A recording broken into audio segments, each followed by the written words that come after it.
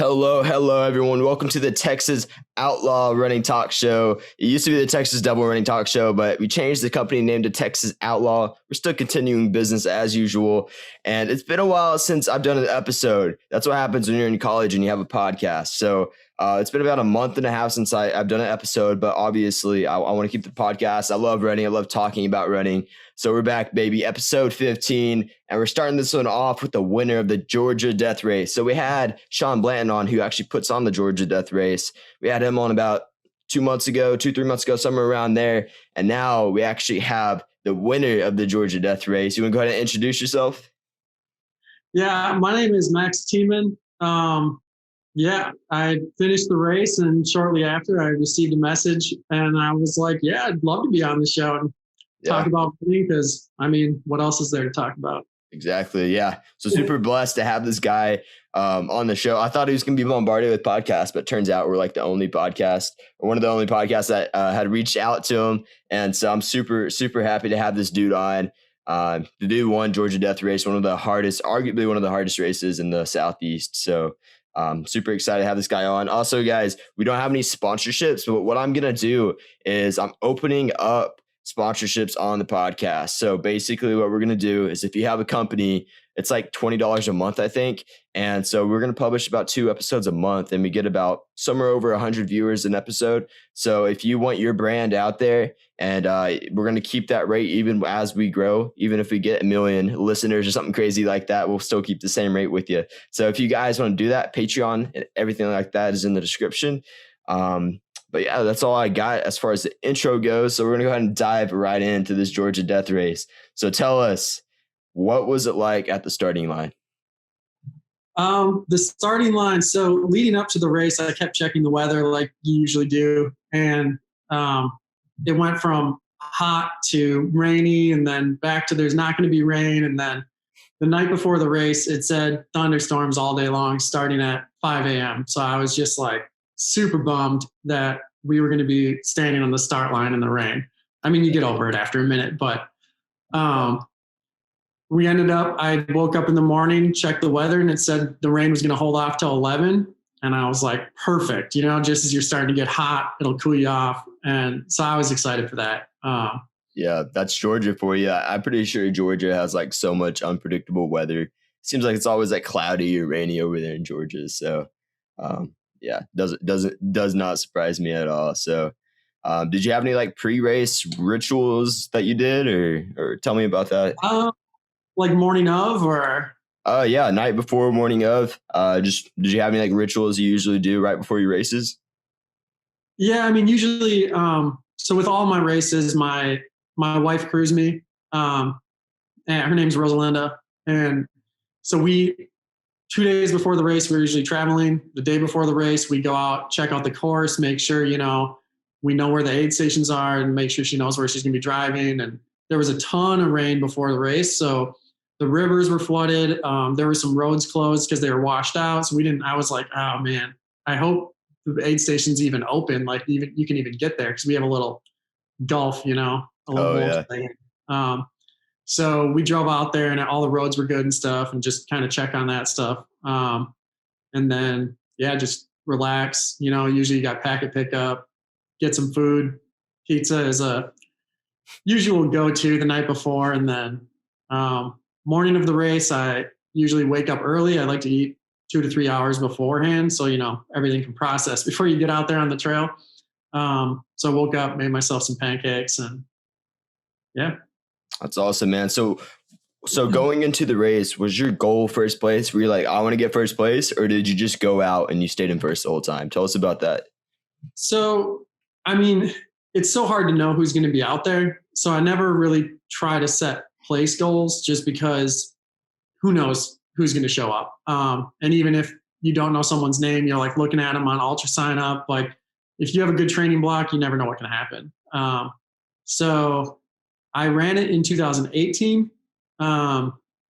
And my main goal, like I wanted to do better. In 2018, I finished that race, and I felt like I was dying at the finish line. Like stomach was cramping, arms were cramping, and I was just done for. And I did really well for like what my goals were. So I was really happy, but I was like never doing that again. Like that was the worst experience ever. And Yeah. then, you know, a few hours later, I'm back at our cabin that we rented, and I'm like, hey, I think I could take some time off, you know, because like you forget how much it hurts. Oh Um, yeah. Yeah. Usually so, like 24 hours after you're like, yeah, I could have done better. Or you're thinking like, yeah, I'm ready to do this next year again. So um, right. yeah. So pretty shortly after, I was like, I want to do that again. And then 2019, I missed the lottery because he does the lottery for the race. So if you volunteer, you get to enter automatically. You still have to pay, but you get to skip the lottery. So 2019, I went down and did the Winding Stair aid station and hung out there all day. And that was really cool to see because you got the guys up front just battling for the golden ticket. And they were just, it was crazy. They were just going after it and so close to each other. So that was really cool to see. And then, you know, 2020, I was like, this is my year. I did the whole training block, and like a week before the race, or maybe 2 weeks, I was already in taper when the race got canceled, like everything did, you know? Yeah. Yeah. So then finally this year I got to go back, and I was just like, you know, I wanted to do better. Yeah. That's awesome, man. Yeah. Do you know why? You said it wasn't a golden ticket race anymore, right? Do you know why they made it not a golden ticket race anymore? I believe that Hoka bought Western State, or not bought, but like Hoka is the main sponsor of Western States now. Oh, okay. So the only races that are golden ticket races are Hoka races, Mm, Hoka sponsored races. I believe that's the deal. gotcha. And so Lake Sonoma was a big golden ticket race as well, and that one's not anymore. Yeah. I think maybe they're only doing 100Ks now, but I'm not really sure. Hmm. Yeah, that's interesting. Yeah. So, yeah, tell us like what it was like at the start line. I know whenever I was talking to him, he talked about how he like shakes your hand and like hands you the spike or something like that. So tell us like the morning of the start line, all the craziness, how many people were there? Tell us all about that. Well, so this year, you know, things are a little bit different with restrictions and everything. So they just had a metal bucket full of railroad spikes sitting there, and you had to, you know, check in like, hey, I'm here. And they would make sure that you had checked in and registered, whatever. You grab your spike. And, you know, there's just people mulling around, getting ready, kind of, you know, it's dark, it's the morning, it's normal lines at the bathroom. And everybody at this race, it's kind of funny because everybody gets there in the morning and gets their railroad spike, and it's not like a nice smooth shape. Uh, so everybody's like huddled over, you know, wrapping it in bubble wrap or like putting their buff around it. You know, some people didn't think about it and they're like, oh man, they're trying to like find something to wrap around it so they can put it in their pack without it like jabbing in their side, you know. Yeah. Um, so that's what that looks like. And then Sean shows up, or he's been around, but he gets up and kind of starts making his announcements and getting everybody ready to go. But yeah, in the past, when I did it before, he hands everybody their spike personally. And then it's just like, you know, the whole idea of the race is he's giving you shit about everyone's going to die out there, and just kind of making it a cruel thing, but it's all in jest, you know? Yeah. Yeah, that's cool, man. Yeah. He was telling me all about that, and I was like, man, that's just such a really freaking cool race, man. So you went and you started the race. Tell us like the thoughts in the beginning and kind of where it started hurting. So the beginning of the race, you have, I don't know, maybe you can run for a little bit before you start climbing. Um, you run on the road for maybe a quarter of a mile or something. You jump onto the trail, and it's a little bit uphill. So you're kind of just doing that little, you know, baby steps, going slow, knowing what's coming. You don't want to go all out. So it's kind of a slow climb up, and there's a little bit of runnable stuff first couple miles. And then you hit the first climb, which is, I mean, I didn't do my homework on this, but I think it's over 2,000 feet, maybe like 2,800 feet. And it goes from like mile 2 or 3 to mile 7 or 8. So you're just, and it's all technical, and you're just nobody's running. You know, like there's I guess maybe like Andrew Miller when he was there, he's just crushing the course. So, you know, but that's just another level that I don't understand how that even works. Yeah, for real. They could run like 6 miles straight up a hill, all these elites, and Right. not even be gassed. So yeah, I don't know how they do it, but Yeah, but there's that big climb, and then it's just the trails. There's just no switchbacks, so you're going up really steep, down really steep, up really steep, down really steep, and so you really got to be careful at the beginning. And even though I had done it before, it was like you block out how bad stuff was before. You know what I mean? yeah. So I'm getting to these climbs, and I'm just like, this is steeper than I remember. This is longer than I remember, and it surprised me, even though I had been there before. I was like, man, this is rough. But you're taking it easy. Like you just can't go hard at the beginning of that race, especially at that race, just because it's the first 35 miles. I think at 35 and a half, my watch said I had 10,000 feet of climbing. Wow. That's yeah. crazy. So the beginning, you're just kind of holding back, being careful, running when you can, you know, because there are a few flat sections and there's downhills. So take advantage of what you can. And then, yeah. What point did you start, like, your muscles start shutting down and you're like, yep, this is not getting good? What point in the race did that kind of hit you? So I mean, you're taking those climbs slow. So I'm working on it. And after I thought, you know, like mile 30, I was like, I think I'm done with the hard climbs. And then you hit another one. And I'm like, oh man, there's so many of these I don't remember. And then about mile 37 and a half, I think, you get to the Long Creek aid station. And you hit this section of road that's just really gradual downhill dirt road. So it's like perfect for running fast, but you just got done climbing 10,000 feet, you know? And, but a lot of my mindset, like going into these things, because I am like, I have no delusions about being an elite up there with the best guys or anything, but like I'm a competitive person. So I want to push as much as I can. And if you want to do that, you got to take it when you can. So this gradual downhill, I'm just, you know, at this point I'm doing like 8-minute miles and that feels like I'm flying. And then you do that for a few miles and then it turns into a gradual uphill on the dirt. And on fresh legs, it's like you would say it's flat, but at mile 40 or whatever, it's uphill. So it's just hard to justify walking, even though you want to, because you've been hiking all these steep uphills and now you're like, well, it's barely a grade.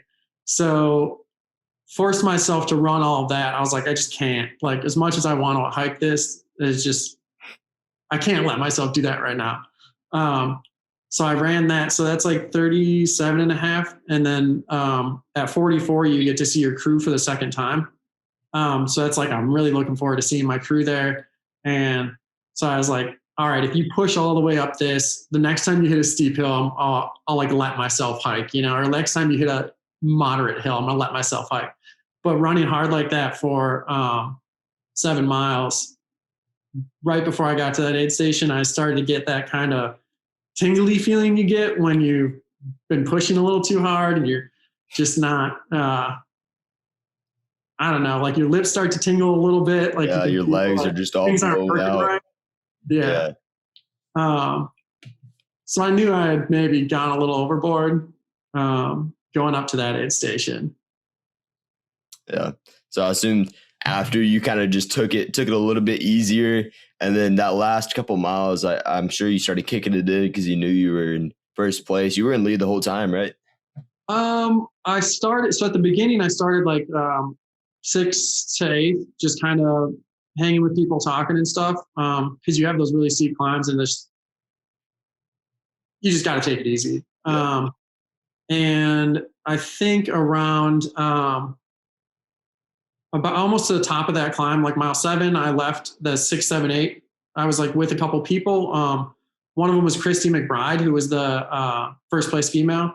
and she was just up there just trucking along like a machine, you know. And she's not a big girl. Like her stride's like half, or I don't know, her cadence has to be close to 200. She's just climbing these hills, and it's crazy. So I talked to her for a little bit, and I was with a couple other people, and then I moved up a little bit there, and going into 13, there was like 5 of us, or I was in like with 3, 4, and 5, and ran through or refilled there, and then refilled my bladder, and then kept going. And then I think I hit second place around just after that, and ran with him for a few miles. And then he said first place had just like taken off and was like way up ahead of us. So I was surprised after I left him that ran into the first place guy probably around, I don't know, 16 or something like that. Wow. And ran with him for a little bit. And he's a local guy. He runs those trails all the time. And he was saying he likes to take off the beginning on that first climb just to get out in front. And he's like, I'm going to take it easy, and so I can finish and race it out at the end. That's funny.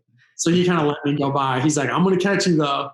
So I was constantly the rest of the time looking over my shoulder thinking like he knows this area better than I do, you know? Yeah. So yeah, he had me looking over my shoulder when he told me he was going to catch me. That's funny, man. Yeah. Dude, whenever I saw the video of you coming in, and I see that there's a bridge and there's a creek. It doesn't look like the bridge is blocked off. So like, is it a choice to go through the creek or the bridge? It is not a choice. That's part of the Georgia death race kind of mentality. You know, there's a bridge right there, but you got to go through the water. Oh, okay. I get it now. Cause I was like, why don't they just go over the bridge? And then, yeah, it makes sense because it's Sean Blanton. So, right.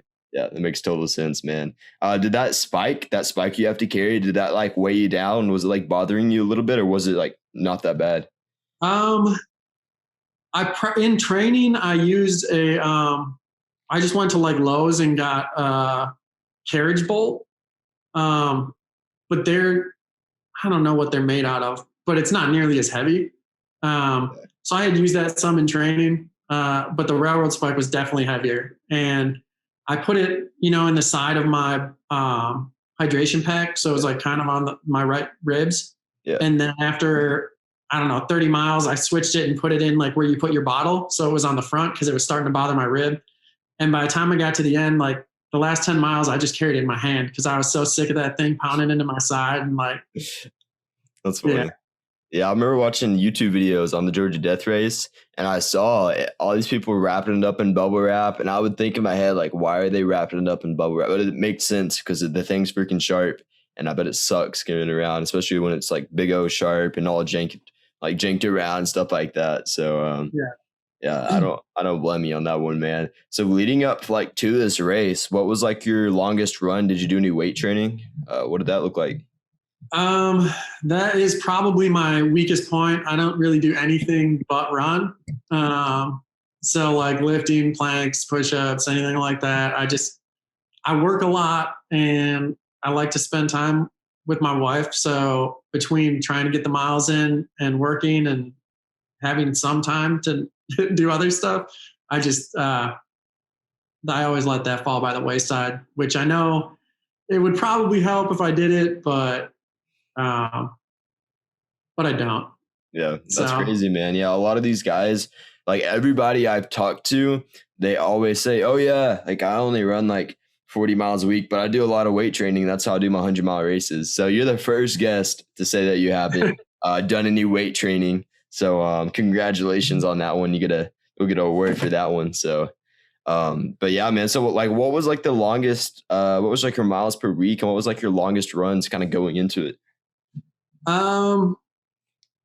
Mileage per week. So once I got into like the heavy training, I was trying to do 60 to 70 miles between Monday and Friday, and then do a long run on Saturday. Part of my training is I don't run on Sunday. It's like a day to chill with family, hang out, do whatever, just take the day off.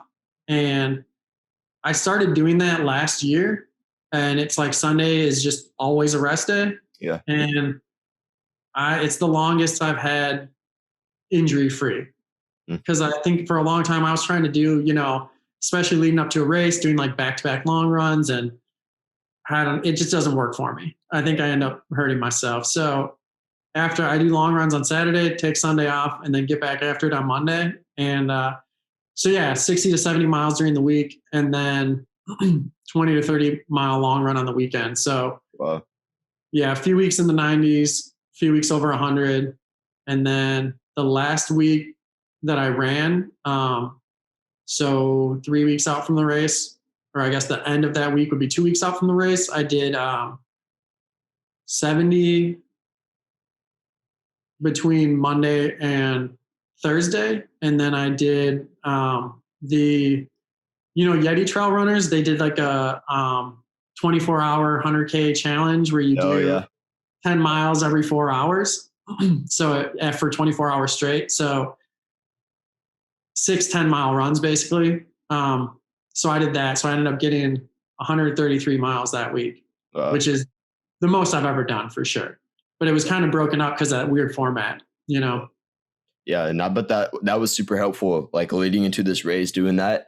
But yeah, I feel like that was like a big key part in you doing as well as you did in the Georgia Death Race. So yeah, man, that was definitely a good kind of like training block to do right before that type of race. And you touched on having that rest day and being injury free.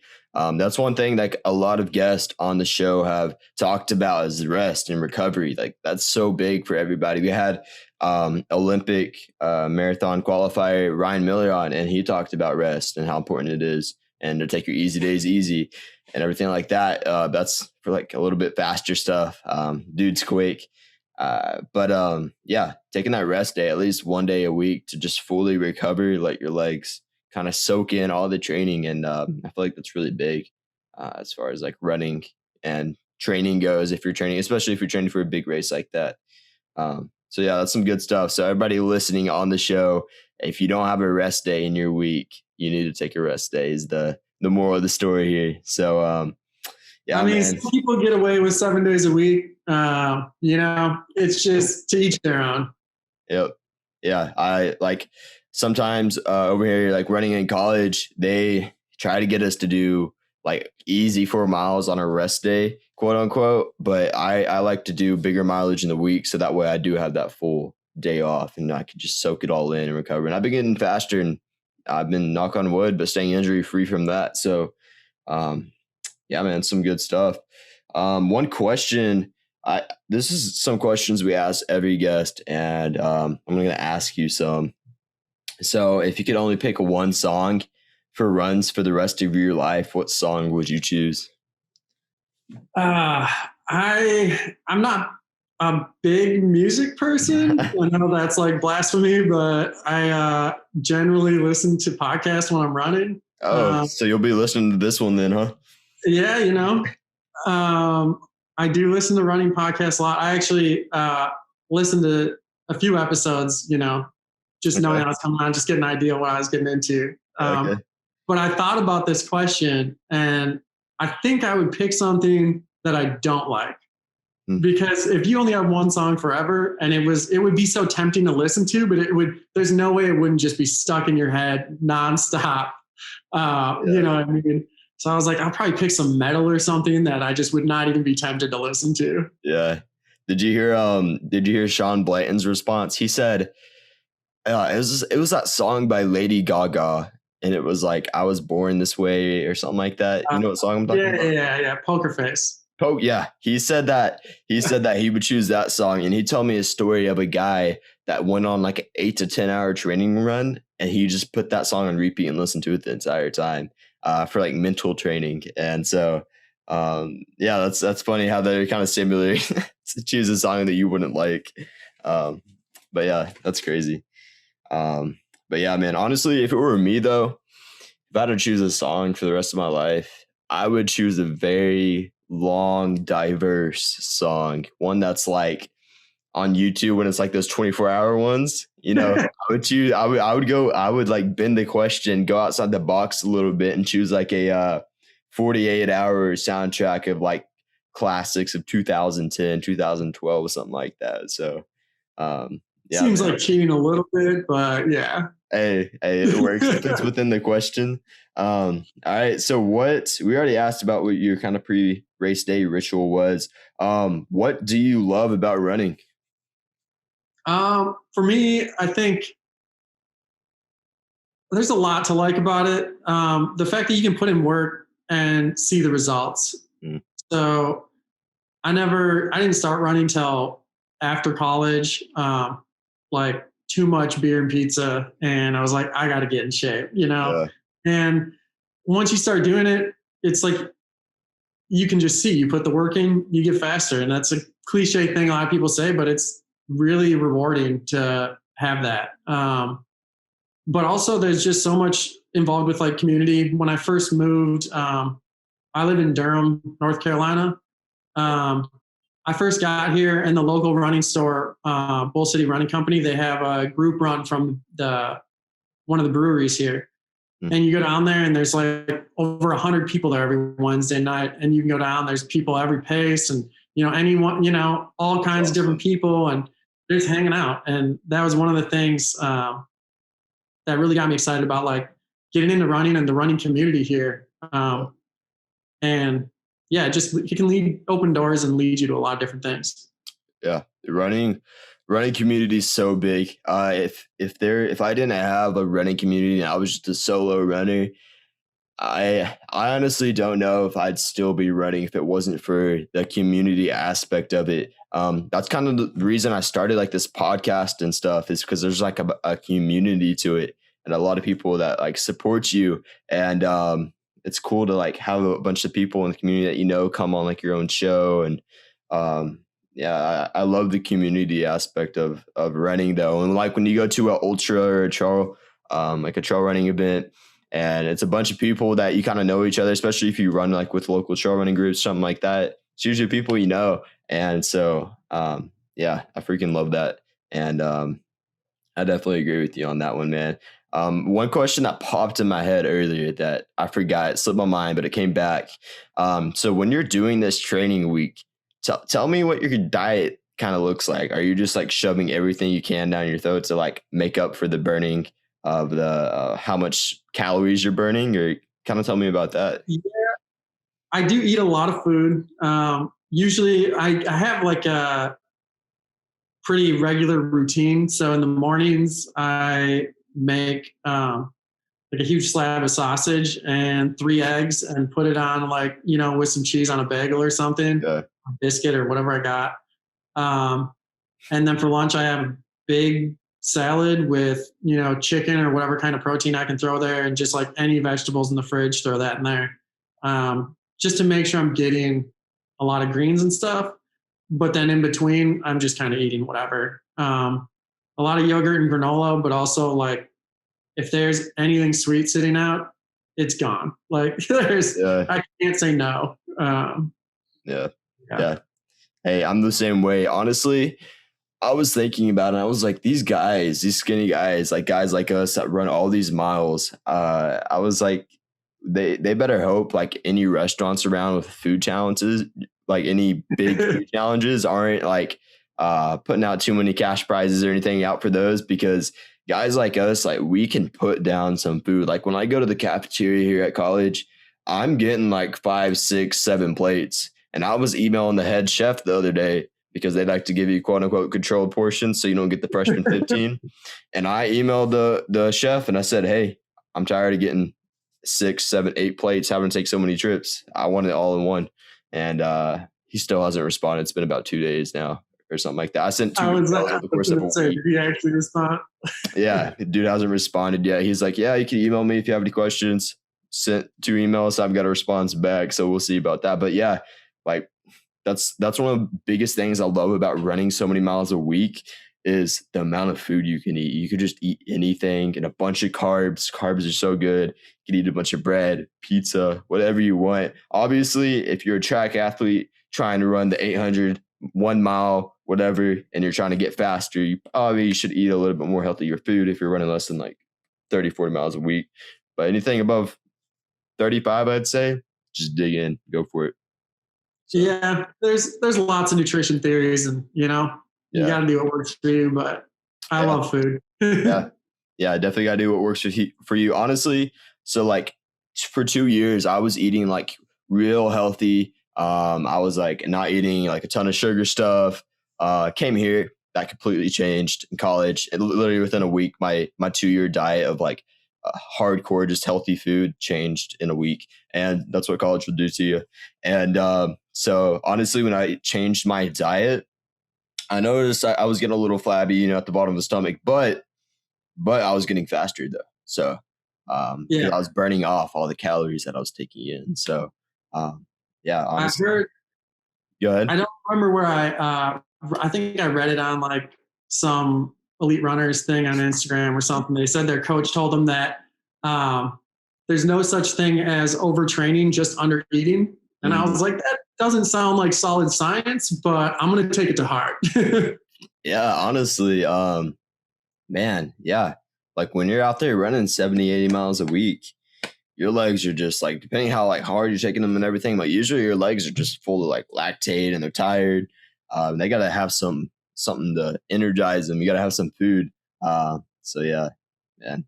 I just So love are you training for anything? Sorry. Go ahead. go ahead. Are you training for anything on the trails? Um, all right, so here's the deal. We have I signed up for the Bears Ears Ultra 50K, which is in Moab, Utah, in Awesome. June. And but that's the same day as Western States. And so Ryan Miller, who was actually on this show like 4 months ago, I think he won the Bandana 100K and got the golden ticket to go to Western States. Him and I are talking about doing a collab with another brand like Nike Trail or something.